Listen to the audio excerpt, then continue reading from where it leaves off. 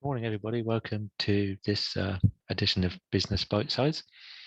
And today I thought I'd talk about something very topical, which is inflation and what we can be thinking about as business owners, business managers to deal with inflation.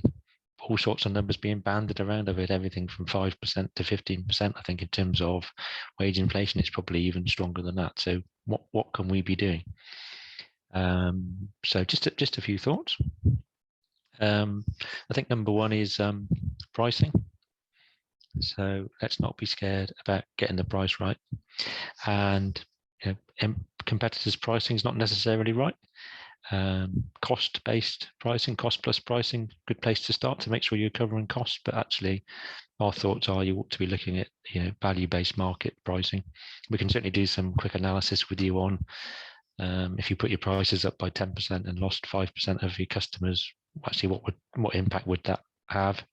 And you actually might find that quite surprising how that works. So pricing is one, definitely. I think the other one I like to talk about is buy less versus pay less. So when we're looking at pricing, particularly in inflationary times, we're trying to knock the price down, negotiate, but that's hard, right? Because of inflation and material costs are going up. So we need to switch that around to thinking about how can we just buy less, i.e. how can we use less in the first place? What are we buying that we don't need to be? It's about efficiency, right? Following on from that, then I think go and talk to the team, go and talk to the people at the coalface. Great question to ask them is what frustrates them about their day jobs, because that will tell you where you've got defects in your process, where things are going wrong, where there's inefficiency, and those things you can then start to address. So, talk to the people at the coalface. That's important. And then the other one to think about around this is the good old Toyota 7 waste model. Still incredibly valuable. Been around for many years, but a really good exercise. And we do these workshops with lots of businesses around profit improvement, which is really based on that 7 waste product.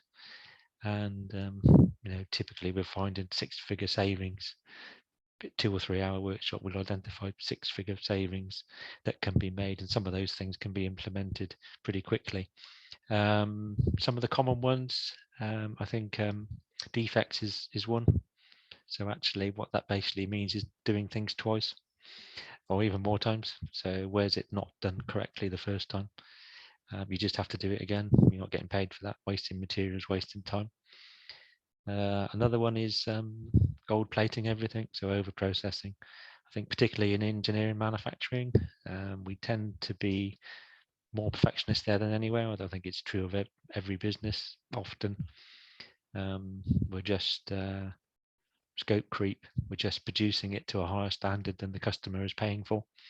I say partly driven by our need to be perfectionists all the time, and that's something that definitely can impact the profitability and bottom line of the business.